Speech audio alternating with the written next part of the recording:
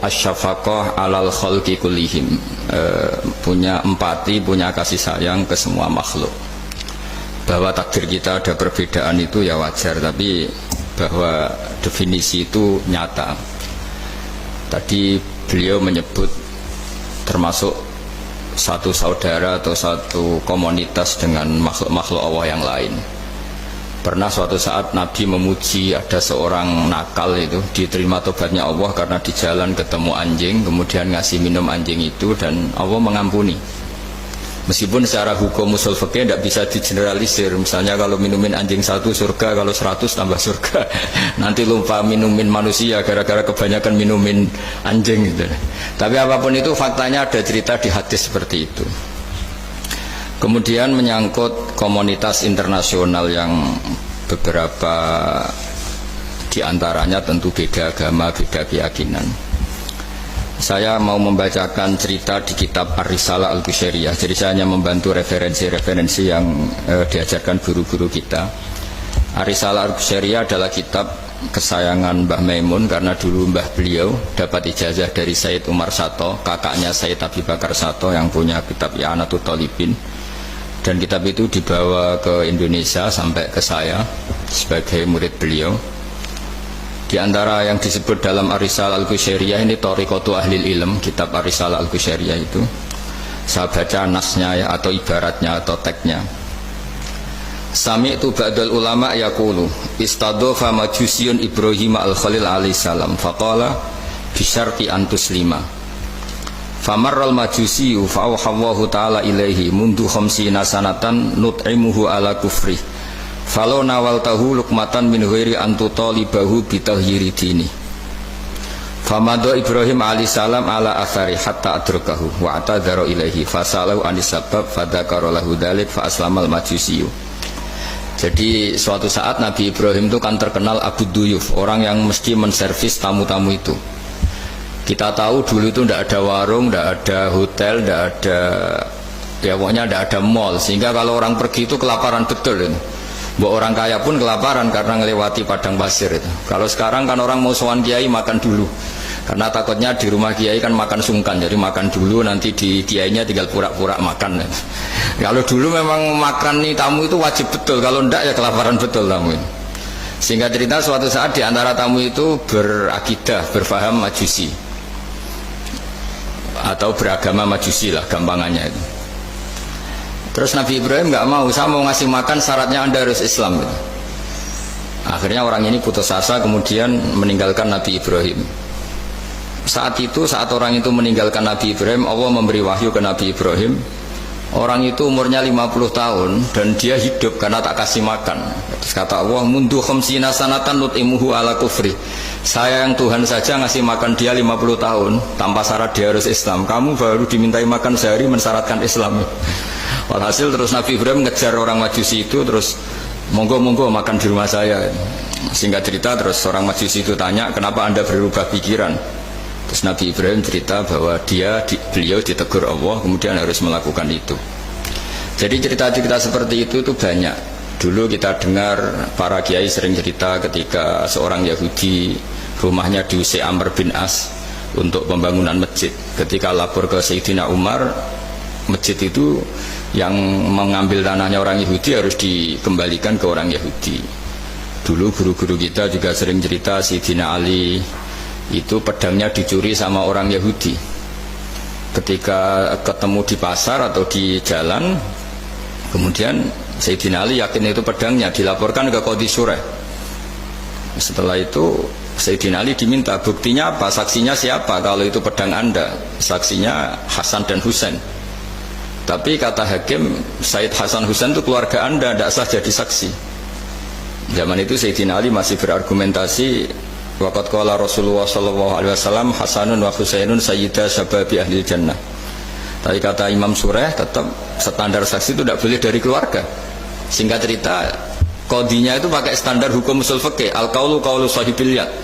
Yang dibenarkan adalah yang sekarang megang barang itu. Ketika nggak ada saksi, al-musaddaq, yang dibenarkan al-qaulu qaulu sahibil yad, yang dibenarkan ya yang megang barang itu. Singkat cerita dimenangkan oleh orang Yahudi tadi. Setelah dimenangkan, Sayyidina Ali agak kecewa, masa seorang Amirul Mukminin sidang di pengadilan negeri kalah. Tapi orang Yahudi tadi akhirnya insaf, sadar sampai masuk Islam, sampai beliau ngendikan bihada taqumus sama wal ard, karena ini langit dan bumi berdiri karena keadilan itu. Jadi ini cerita-cerita referensi yang bisa menolong teman-teman siapapun berkomunitas internasional. Karena pikiran saya sederhana ya, al ilmu yurisul ahwal, ilmu itu melahirkan sikap. Jadi kalau kita punya referensi yang cukup tentang toleransi, insya Allah kita hidup di mana saja punya toleransi, karena toleransi itu juga ajaran agama. Di antara yang diceritakan para guru-guru kita adalah ketika Nabi mau dibunuh oleh orang namanya Daksur atau Duksur, siapa nggak tahu KTP-nya saya. Kiai-kiai kalau baca Daksur. Ketika beliau sedang santai di satu tempat, tahu-tahu ada orang yang mengambil pedangnya, kemudian bilang, "Mayyamna'uka minni ya Muhammad." Sekarang Anda sama saya berdua, siapa yang bisa menghalangi kamu? Nabi dengan rileks menghentikan Allah. Kemudian si Daksur ini gemetar, pedang jatuh. Kemudian diambil Nabi. Sekarang ya Daksur, mayyamna'uka minni, yang bisa menghalangi kamu siapa? Orang itu bilang, la ahada, tidak siapapun. Nabi dengan gampangnya fa'afa anhu, Nabi memaafkan. Padahal ini jenis harbi, jenis orang yang jelas punya niat bunuh. Terus artinya kita-kita yang ngaji di pesantren, saya ngaji di Mbah Maimun, punya Bapak Kiai Nur Salim, semuanya ngajarkan bahwa di mana-mana perang kekerasan itu ya karena kita diperangin. Udina lil ladzina yuqatalun, karena kita diperangi kita boleh perang.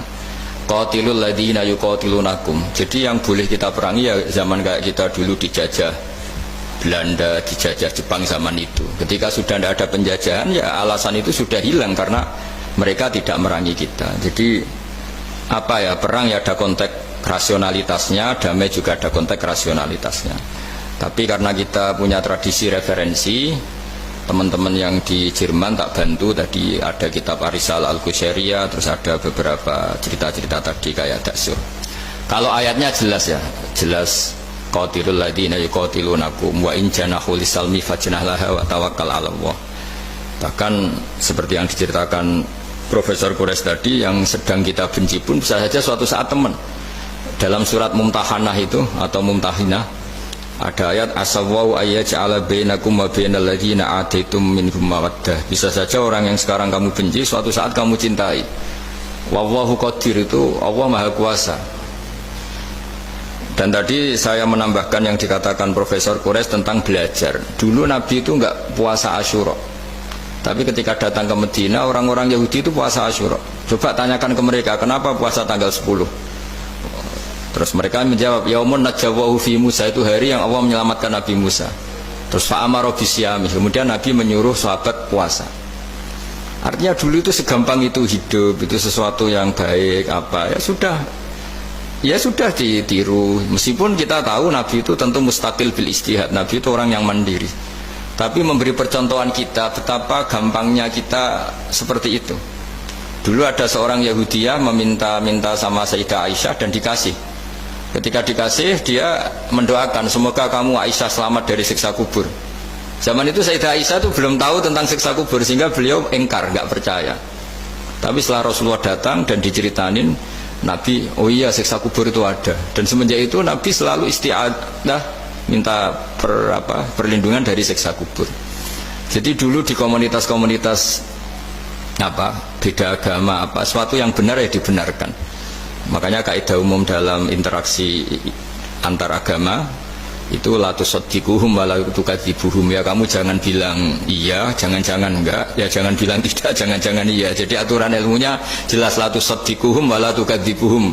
Ya artinya sesuai referensi ilmu lah, kira-kira begitu. Terus yang terakhir, ini saya mohon maaf sama komunitas di Jerman karena saya ini pura-puranya aja sibuk. Karena saya kira ini seberapa jam lagi saya ngajar ini. Nanti kalau saya tidak ngajar di sini yang ngundang agak-agak dosa. Jadi supaya sama-sama tidak dosa, ini saya ya nuruti jenengan. Tapi ya karena saya ngajar ini juga yang datang orang macam-macam. Ada yang Kalimantan, Sumatera mau ngaji di sini. Ini seberapa jam lagi saya ngaji Sahih Muslim.